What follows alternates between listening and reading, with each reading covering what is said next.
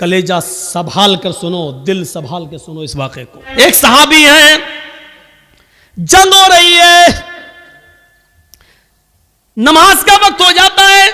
नमाज के वक्त ही में अबू दाऊद शरीफ की रिवायत है, एक तीर आता है और तीर आते ही उनकी पीठ में लगता है।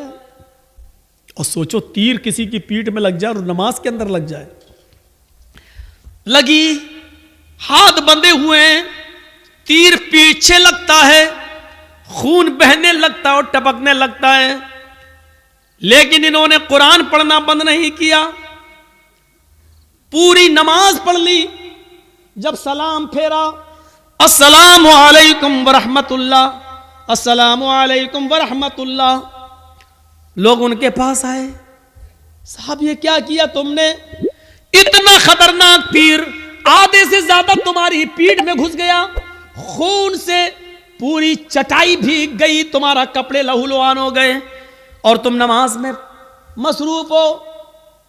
उस सहाबी ने जवाब दिया, जब मैं नमाज पढ़ रहा था, अल्लाह की कसम मेरी पीठ में कब तीर लगा मुझे पता ही नहीं चला, इसलिए कि मैं सूरह कहफ की तिलावत कर रहा था और सूरह कहफ की तिलावत करते हुए मुझे इतना मजा आ रहा था, इतना इंजॉय मिल रहा था। सूरह कहफ की तिलावत ने मुझे तीर की तकलीफ भुला दिया, मुझे पता ही नहीं चल रहा है कि मुझे तीर लगा है। ये तो तुम अभी बतला रहे हो कि मुझे तीर लगा है, अब देख रहा हूं कि ये खून है, मुझे तो एहसास ही नहीं हुआ।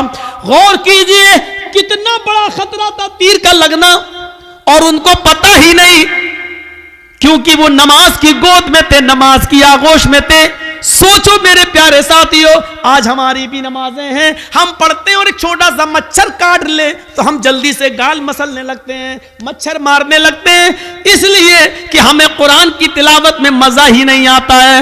वो कह रहे हैं कि हम ऐसे सूरह कहफ पढ़ रहे थे, सूरह कहफ की तिलावत में मुझे इतना मजा आ रहा था, इतना एंजॉय आ रहा था कि मुझे पता ही नहीं चला कि मुझे कब तीर लगा।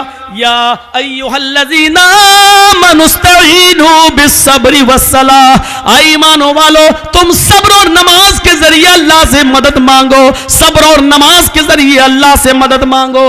पहले जमाने में जब जंगें होती थी, नमाज का वक्त हो जाया करता था, बादशाह नमाज की हालत में, बादशाह जंग की हालत में नमाज के लिए खड़ा हो जाता था।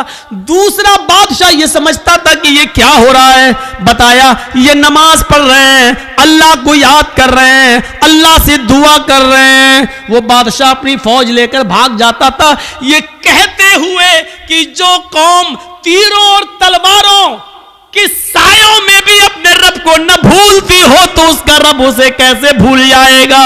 जो कौम तलवारों के सायों में पली हुई हो, तीरों तलवारों के सायों में जो नमाज अदा कर रही हो, ऐसी पोजीशन में भी वो अपने रब को भूल नहीं रही हो, अपने रब की इबादत कर रही हो, फिर उसका रब हमारे साथ क्या करेगा अगर हमने इनको इस पोजीशन में मारा। वो अपनी फौज, अपने हथियार, अपने घोड़े, अपना सारा हथियार वहीं पर डालकर भाग जाया करते थे, ये कहते हुए कि अय अल्लाह वालो हम तुम्हारा मुकाबला नहीं कर सकते, अय अल्लाह वालो हम तुम्हारा मुकाबला नहीं कर सकते।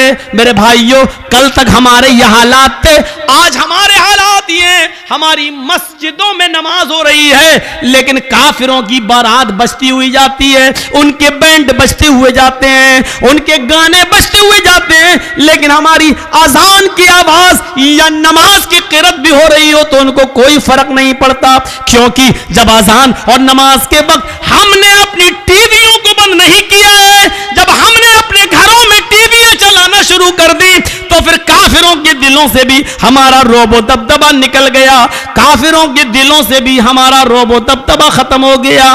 क्यों होगा? हमने काफिरों के दिलों में अपनी इज्जत बनाई कहां है? कहां बनाई है हमने अपनी इज्जत? ग़ज़वे अहज़ाब का वो मौका याद करो, सुनो, सिर्फ एक नमाज थी, बस एक, वो भी अल्लाह के रसूल सल्लल्लाहु अलैहि वसल्लम की, नबी की एक नमाज, और वो भी छूटी नहीं थी, बस सिर्फ उसका असल वक्त निकल गया था। गजवा, जंग हो रही है, नाम है उस गजबे का गजवा अहज़ाब। और सुनो, कलेजा संभाल कर सुनो, दिल संभाल के सुनो इस वाक़े को। गजवा अहज़ाब, काफिरों की तरफ से तीर चल रहे हैं, मुसलमानों की तरफ से भी तीर चल रहे हैं। ये जंग इतनी खतरनाक हुई कि असर की नमाज का वक्त आ गया, लेकिन सहाबा किराम संभल नहीं पाए। कोई इधर था कोई उधर था, नमाज पढ़े तो कैसे पढ़ें, एक साथ होते तो चलो आधे पढ़ लेते, आधे जंग करते, फिर ये जो आधे पढ़ चुके होते ये जंग में चले जाते, जो छूट गए वो बाद में पढ़ लेते। लेकिन कोई इधर है कोई उधर है। ये असर की नमाज का वक्त था, असर की नमाज का वक्त।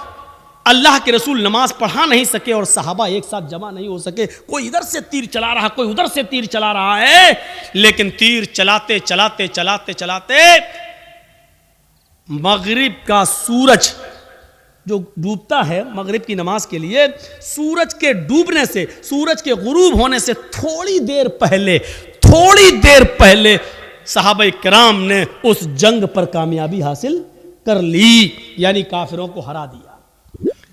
लेकिन असर की नमाज का वक्त निकल गया। सुनिए, असर की नमाज का वक्त निकल गया था। जल्दी से वहीं साहबा ने तयम्मुम किया और वुजू बना, तयम्मुम पानी तो था नहीं, जल्दी से तयम्मुम किया और नमाज पढ़ना शुरू कर दी। सूरज डूबने से, गुरूब होने से पहले पहले अल्लाह के नबी ने और सहाबा ने असर की नमाज पढ़ ली। सिर्फ वक्त निकल गया, जो पढ़ना चाहिए था पौने, हम लोगों के यहाँ कितने बजे होती है असर, आपके यहाँ कितने बजे हो रही है असर? 2:45 पर, हाँ कहीं 3:30 पे भी हो रही होगी, हम 3:15। आपकी मस्जिद में कितने बजे हो रही है? 3:15। अब 3:15 की जगह पर कोई आदमी 5:15 पे नमाज पढ़े तो वक्त निकल गया ना उसका असर का। मान लीजिए 5:30 पे सूरज डूब रहा है और 5:15 पे आदमी नमाज पढ़ रहा है, तो सूरज डूबने से पहले ही तो पढ़ रहा है वो, सूरज गुरूब होने वाला है। जल्दी से अल्लाह के रसूल ने और सहाबा ने तयम्मुम किया और नमाज पढ़ ली। और पढ़ने के बाद जो जुमले कहे वो सुनो, जो जुमले कहे उन काफिरों के लिए वो सुनो। मला अल्लाहु बुयूतहुम व कुबूरहुम नारा कमा हबसूना वशगलूना अनिस सलातिल वुस्ता। बुखारी शरीफ की हदीस के अल्फाज हैं। अल्लाह के नबी फरमाते हैं, इलाहुल आलमीन, जिन काफिरों की वजह से आज हमारी असर की नमाज का अव्वल वक्त निकल गया, आए अल्लाह, जिन काफिरों की वजह से आज मेरी असर की नमाज का असली वक्त निकल गया, वक्त पर हम नमाज नहीं पढ़ सके, सूरज डूबने से पहले आज हमने असर की नमाज पढ़ी, इसके जिम्मेदार ये काफिर हैं, ये जंग करने वाले, इनकी वजह से मेरी असर की नमाज का वक्त निकला है। मला अल्लाह बुयूतहुम, आय अल्लाह इनके घरों को तू आग से भर दे, आय अल्लाह इनके घरों में आग लगा दे, आय अल्लाह इनके घरों में तू आग से भर दे। नमाज के वक्त अपने घरों में बैठने वालों, नबी अकरम की इस बद्दुआ पर जरा गौर करो। मला अल्लाह बुयूतहुम, आय अल्लाह इनके घरों को तू आग से भर दे। मेरे नबी ने कभी किसी को बद्दुआ नहीं दी, मार खाया फिर भी माफ कर दिया। नबी की बेटी को जिसने पेट फाड़ा, हिबार इब्ने अस्वद ने तीर मारकर, नबी की बेटी ज़ैनब के पेट में हमल था, बच्चा था, तीर पेट में लगता है, बच्चा गिर जाता है। ज़ैनब मदीने पहुंचती है, होश में आती है तो उनको पता चलता है कि मेरे पेट का बच्चा गिर गया है, जाय हो गया है। इस सदमे को वो बर्दाश्त न कर सकी, इंतकाल कर गई। 10 साल के बाद जब हिबार इब्ने अस्वद सामने आया और मदीने में अल्लाह के नबी से माफी मांगने लगा कि मुझे माफ कर दो, मैं भी मुजरिम हूं और आपकी बेटी का कातिल हूं। 10 साल पहले आपकी बेटी के पेट में तीर मारा था, हमल गिर गया था। नबी अकरम की आंखों में आंसू आ गए, बेटी की याद आ गई, रोने लगे। लेकिन कहते ही बार मेरी बेटी के कातिल मैंने आज तक अपने लिए और अपने खानदान के लिए कभी बदला नहीं लिया। आज तूने माफी मांगी, जा, मैंने तुझे भी माफ कर दिया। जा जा जा ही बार मेरी बेटी के कातिल, मैंने अपनी बेटी के कत्ल का खून माफ कर दिया। वो हमजा जो नबी का चचा, और हिंदा ने पेट फाड़ा, नाक काटी, कान काटा, जबान काटी, और इसी में धागा डालकर नाक कान जबान का हार बनाकर अपने गले में पहना। वो हिंदा जिसने हमजा का पेट फाड़ के कलेजा निकाला और चबाया, हिम्मत नहीं कर सकी उसको खाने की, थूक देती है। कटी हुई गर्दन, फटा हुआ पेट, निकला हुआ कलेजा, कटी हुई नाक, कटा हुआ कान, कटी हुई जबान। ये लाश जब नबी के सामने आई तो आपकी आंखों में आंसू आ गए और कहा, आए हमजा, कयामत तक जितने भी लोग अल्लाह की राह में कत्ल किए जाएंगे ये शहीद होंगे, लेकिन तू कयामत के दिन सैयदुल शुहदा बनाकर उठाया जाएगा, तमाम शहीदों का सरदार बनाकर उठाया जाएगा। ऐसा हाल करने वाली हिंदा जब नबी के सामने आई तो आपने कहा, क्या चाहती हो? माफी। आपने कहा, हिंदा जा, मैंने तुझे भी माफ कर दिया। ओ मेरे चचा की कातिल, जा, मैंने तुझे भी माफ कर दिया। मेरी चचा की लाश को बिगाड़ने वाली, जा, मैंने तुझे भी माफ कर दिया। लेकिन इंसान हूं, बुरा लगता है, तू मेरे सामने मत आना, क्योंकि जब तू मेरे सामने आएगी तो मुझे चचा की लाश याद आ जाएगी। हमारे नबी ने कभी किसी को बद्दुआ नहीं दी। ताइफ वालों ने इतना मारा कि सर फट गया, सर से खून निकला, पैरों पे गिरा, खून जम गया, जूते तक उतर नहीं पा रहे थे उस जमे हुए खून की वजह से। 2 फरिश्ते आए, अरे अल्लाह के नबी, कहो तो इन ताइफ वालों को 2 पहाड़ियों के बीच में पीस दूं। मैं जब गया था हज के उम्रे के लिए तो मेरे वहां बहुत प्रोग्राम कराए गए थे, जिद्दा में हुए, दम्माम में हुए, और मक्के में हुए, मदीने में हुए। तो हमको ताइफ भी लोग लेकर गए और वो पहाड़ी हमको दिखाई थी लोगों ने वहां ताइफ के अंदर, जिस पहाड़ी पर चढ़कर काफिरों ने नबी अकरम को पत्थर मारे। वहाँ के लोग जो थे वो, उन लोगों ने बताया कि मौलाना साहब ये वो जगह है, यहाँ नबी खड़े थे, ऊपर से काफिर पत्थर मार रहे थे। उस जगह को देखा है हमने अपनी आंखों से, काफी ऊंचाई पर पत्थर मार रहे, जोर से पत्थर, ऊंचाई से पत्थर मारेंगे और वो नबी के सर पे लगेगा तो कितनी जोर से लगता होगा। फरिश्ते मौजूद, वो दोनों पहाड़ी जिसके बीच में ताइफ बसा हुआ है, अगर इस पहाड़ी को यहां से लाया जाए, उस पहाड़ी को यहां से लाया जाए, दोनों को मिलाया जाए तो इस पहाड़ी के बीच में जितने लोग रहते हैं कब पिस के सुरमा बन जाए, कुछ नहीं कहा जा सकता। फरिश्तों ने कहा, आप कहिए तो इन ताइफ वालों की इस दोनों पहाड़ियों के बीच में लाकर पीस दें, इनको कुचल दें, इनको खत्म कर दें, इनको बर्बाद कर दें। तो अल्लाह के रसूल ने क्या कहा? नहीं। फरिश्तों ने दोबारा कहा तो अल्लाह के नबी ने फरमाया, अल्लाहुम्मा हद कौमी फइन्नहुम ला यअलमून। आए फरिश्तों, नहीं नहीं, इनको मारो नहीं, अल्लाह इनको हिदायत देगा और इंशाअल्लाह इनकी पुश्त से आने वाली नस्लें मुसलमान होंगी, इनकी नस्लें कलमा पढ़ने वाली होंगी, मुझे नबी मानने वाली होंगी। आए अल्लाह तू इनको हिदायत दे, ये मुझे जानती नहीं है कि मैं कौन हूं।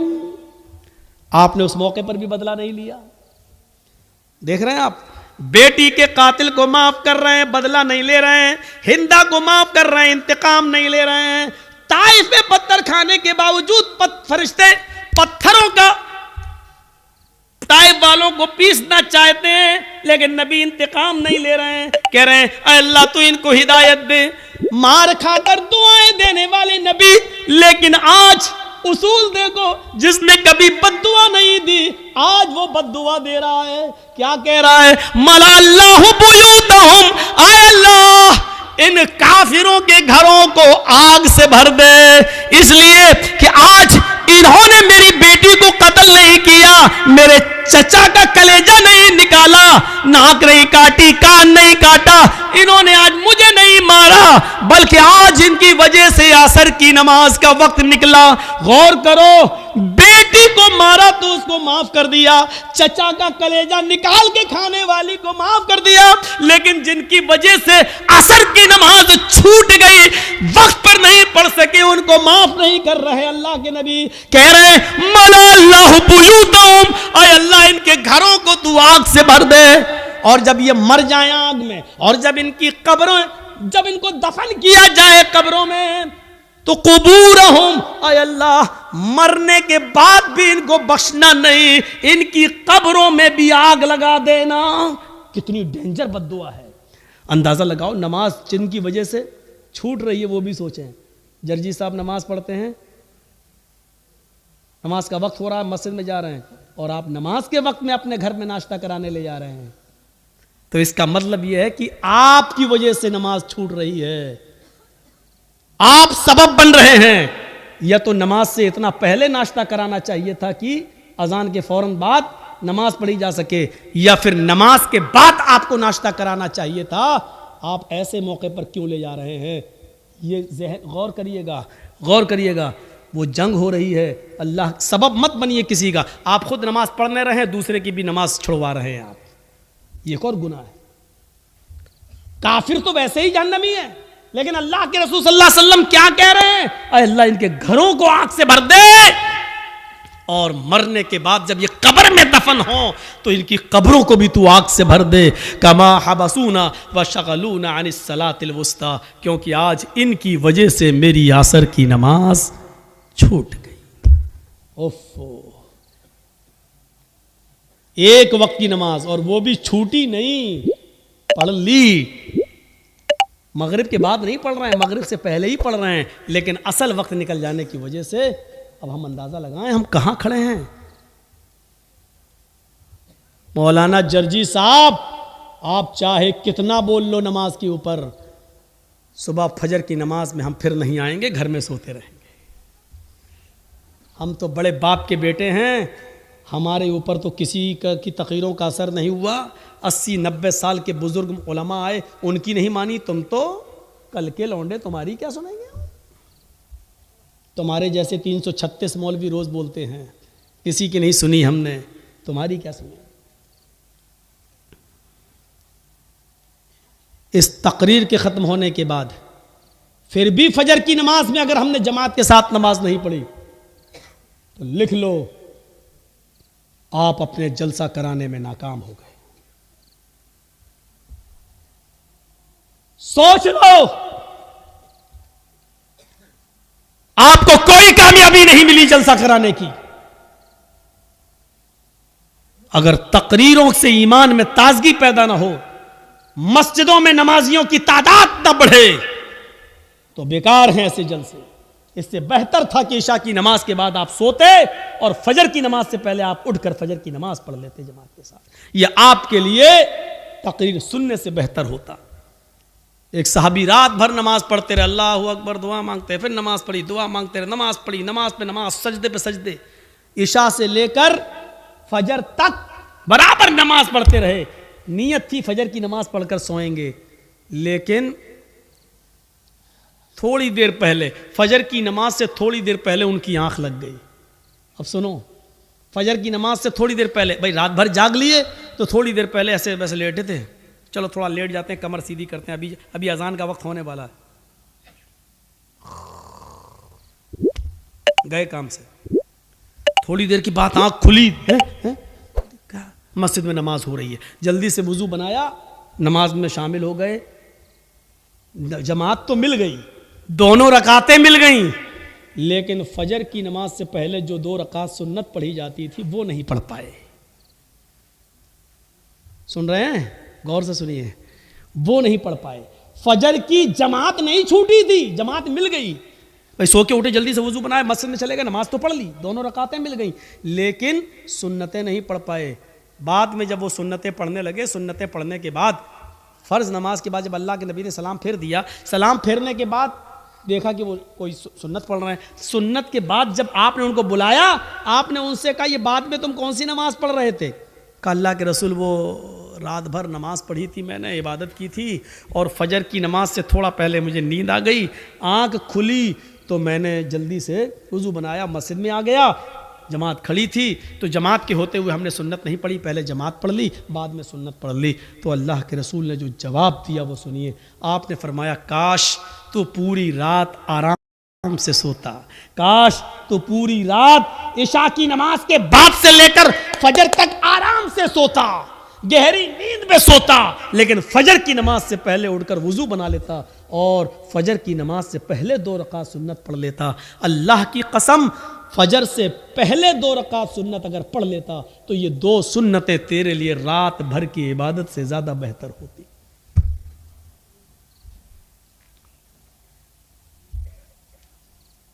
फजर की नमाज से पहले 2 रकात सुन्नत तुम्हारी रात भर की इबादत से ज्यादा बेहतर होती। क्यों जागे तुम रात भर? यानी ऐसी इबादत से क्या फायदा कि जलसा सुनो 12 बजे तक, 1 बजे तक, और सोते सोते 2 बज जाए, और फजर की नमाज में जब आप उठ ना सके और मस्जिद में ना जा सके, तो ऐसे जलसों से क्या फायदा? ये बंद होने चाहिए ड्रामे। हाँ, मैं इसको ड्रामा कहता हूं। जो जलसे लोगों को नमाजी ना बना सके वो ड्रामा है। जो तकरीरें लोगों के दिलों में ईमान ताजा ना कर सके वो नौटंकियां हैं। वो लैला मजनू की कहानियां हैं। तसव्वुर कीजिए हम कहां हैं। नमाज कितनी जरूरी चीज है हमारी सोसाइटी और हमारे समाज में और हमारे लिए। रमजान का चांद देखा जाता है और ईद का भी देखा जाता है। रमजान का चांद देखने के लिए एक आदमी की, बाशरा आदमी की गवाही की जरूरत है। अगर एक आदमी ये कह दे कि मैंने चांद देखा है तो दूसरे दिन से रोजा रखा जाएगा। ईद के चांद के लिए 2 आदमियों की गवाही जरूरी है। ईद के चांद के लिए उसूल है। अब रमजान के लिए 1 आदमी की गवाही काफी है, लेकिन ईद के चांद के लिए 2 की गवाही चाहिए। क्यों चाहिए? अल्लाह के नबी से पूछो, हर चीज का जवाब हमारे पास नहीं है। बस नबी ने कह दिया, हमें मानना पड़ेगा। ईद की चांद के लिए 2 आदमी की गवाही चाहिए है?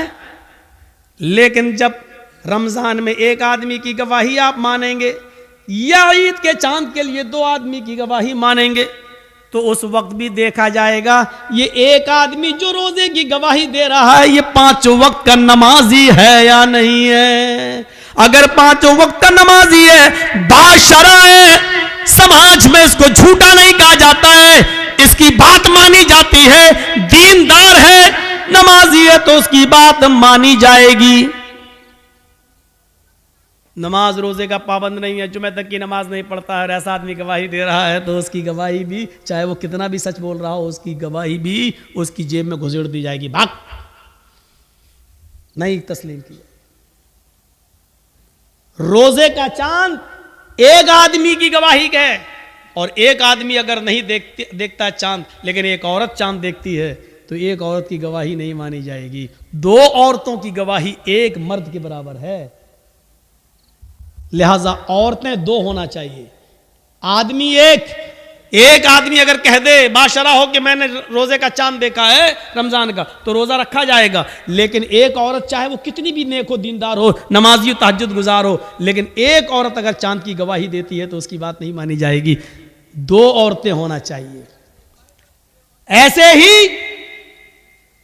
ईद का चांद 2 मर्दों की गवाही चाहिए, लेकिन 2 मर्दों ने नहीं देखा है, 1 मर्द ने देखा है और 1 औरत ने, तो नहीं मानी जाएगी। एक मर्द ने देखा है तो 2 औरतें होनी चाहिए, या 4 औरतें होनी चाहिए, वो भी बाशरा। अब हम अपने जहन में इस बात को रखें कि जब यहां बेनमाजियों की गवाही नहीं मानी जा रही है, सोचिए तो और मामलात के अंदर बेनमाजी की हैसियत क्या होगी। आइए एक और चीज की तरफ हम तुम्हें लेके चलते हैं। या अय्युहल्लज़ीना आमनुस्तईनु बिस्सब्रि वस्सलाह, ये बड़ी प्यारी चीज हम आपको बताने के लिए चल रहे हैं मेरे भाइयों। या अय्युहल्लज़ीना आमनुस्तईनु बिस्सब्रि वस्सलाह, आई मानो वालो तुम सब्र और नमाज के जरिए अल्लाह से मदद मांगो। बड़ी प्यारी आयत है। छोटा सा बच्चा है, अभी वो अपनी मां का दूध पीता है, 8-9 महीने का, 10 महीने का, 1 साल का है, चलता है फिरता है, पूरी ताकत नहीं है, हल्के हल्के पैरों से चलता भी है, गिरता भी है। कभी कभी उसके सामने अनजान आदमी आ जाए तो डरता भी है, उसके सामने कोई कीड़ा मकोड़ा टहलने लगे तो वो डरता भी है। आपने देखा होगा मां ने अपने बच्चे को छोड़ा, चलना सिखा रही है, थोड़ा चलता है गिरता है, थोड़ा चलता है गिरता है। मां थोड़ी दूर हटके देखती है, देखें कितनी दूर जाता है बच्चा। बच्चा थोड़ी दूर गया, वहां कोई जानवर देखा, कोई कीड़ा मकोड़ा देखा, वो उधर से पलटा और भागता है अपने मां के पास। मां जल्दी से अपने दोनों बाहें फैला देती है और बच्चा जब डरता है तो वो अपनी मां की गोद में आ जाता है। जैसे ही बच्चा अपनी मां की गोद में आता है, वो अपने आप को बिल्कुल महफूज कर लेता है, समझ लेता है। अब वो समझता है कि मैं सबसे बड़े खतरे से टल चुका हूं। अब सबसे बड़ी मुसीबत, भाई बच्चे के लिए तो वही सबसे बड़ी मुसीबत है जिससे वो डर रहा है। बच्चा अपनी मां की गोद में आया और जैसे ही वो अपने मां की गोद में आता है, वो समझता है कि अब मुझे कोई खतरा नहीं है, क्योंकि मैं एक सुरक्षित गोद में आ गया हूं, एक महफूज गोद में के अंदर आ गया हूं। अब मुझे दुनिया व माफिया का कोई खतरा नहीं है। बच्चा अपनी मां की गोद में आ जाता है तो वो दुनिया के बड़े से बड़े खतरे से अपने आप को महफूज समझ लेता है। कुरान यही फरमा रहा है, लोगों नमाज ये मां की गोद है। तुम्हारे लिए बड़े से बड़े खतरे जब तुम्हारे सामने आए, बड़ी से बड़ी मुसीबतें जब तुम्हारे सामने आए, बड़े से बड़े खौफनाक मरहले जब तुम्हारे सामने आए, तो तुम नमाज की आगोश में आ जाओ, नमाज की गोद में आ जाओ। जब तुम मस्जिद में आ जाओगे, नमाज की आगोश में आ जाओगे, तो तुम उस खतरे से महफूज हो गए। नमाज अपने नमाजी को अपनी गोद में ऐसे ले लेती है जैसे मां अपनी गोद में अपने बच्चे को ले लेती है। जैसे बच्चा मां की गोद में आकर अपने आप को महफूज समझ लेता है, ऐसे ही नमाजी नमाज के अंदर अपने आप को महफूज समझ लेता है। आम के पेड़ों में मसरूफ रहने वालों, लीची के बाग देखने वालों, बीड़ी सिगरेट बनाने वालों, सुन लो सुन लो सुन लो, दोबारा सुन लो, अल्लाह सबसे बड़ा है, अल्लाह सबसे बड़ा है। अब जिन लोगों ने इस जुमले को सबसे बड़ा, अल्लाह को सबसे बड़ा माना, उन्होंने अपनी दुकान बंद कर दी, अपना मकान बंद कर दिया, अपनी दुकान बंद कर दी, अपना ऑफिस बंद कर दिया, या चले आए किसी को बिठा के कि मैं जा रहा हूँ नमाज पढ़ने, आप बैठो, अब मैं अभी आता हूँ। अब जो लोग चले, इसका मतलब यह है कि वो अल्लाह को सबसे बड़ा मान लिए। पहली चीज़ याद रखना, इन्होंने अल्लाह को बड़ा मान लिया। अजान सुनने के बावजूद जिन लोगों ने अपनी दुकानों में बैठना गवारा कर लिया, खेतों में रहना गवारा कर लिया, सुन लो, उन्होंने अल्लाह को बड़ा नहीं माना। उन्होंने अपने आप को, अपने कारोबार को और अपने बिजनेस को अल्लाह से बड़ा माना है। और ये लोग जंग कर रहे हैं अल्लाह से। अब अल्लाह से जंग कर रहे हैं तो जीतेंगे या हारेंगे, इसका जवाब हमें देने की ज़रूरत नहीं। आप खुद अपने दिल से फैसला कर लो, क्या दुनिया में कोई ताकत ऐसी है जो अल्लाह का मुकाबला कर सके और जो अल्लाह से जीत सके। अब जिन्होंने बड़ा माना वो चले गए, घर छोड़ के वुजू बनाया, चलने लगे मस्जिद में, जाने लगे मस्जिद की तरफ। और इसमें तो कोई शक ही नहीं है। घर से जो लोग वज़ू बनाकर मस्जिद की तरफ जाते हैं बहरहाल सवाब मिलता है। एक ज़ईफ़ रिवायत में तो यहाँ तक आता है कि अगर कोई शख्स घर में वज़ू बनाता है और वो घर से वज़ू बनाकर मस्जिद में जाता है तो उसको एक हज का सवाब दिया जाता है। तो घर से वज़ू बनाने की बहरहाल फजीलत तो है ही। अगरचे हम इस ज़ईफ़ हदीस को अगर न भी माने और ये मान लें तो कम से कम इतना तो मानो कि घर से वज़ू बना के चलना ये बहरहाल बहुत बड़ी सवाब की बात है और बहुत बड़ी नेकी की बात है। अब जो लोग मस्जिद में आ गए तो अब उनको कहा जा रहा है, जो लोग घरों में हैं उनको नहीं कहा जा रहा है। अब जो लोग अजान के ये पहला जुमला सुनकर घरों में वज़ू बनाकर निकल रहे हैं उनसे अब कहा जा रहा है अशहदु अल्ला इलाहा इल्लल्लाह।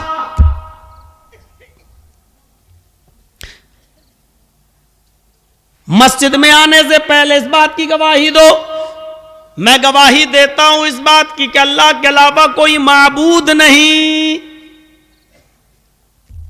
अशहदु अल्ला इलाहा इल्लल्लाह, मैं गवाही देता हूं इस बात की कि अल्लाह के अलावा कोई माबूद नहीं। यानी आप घर से मस्जिद की तरफ जा रहे हो नमाज पढ़ने तो याद रखो ये नमाज तुम्हारी अल्लाह के लिए है या किसी और के लिए।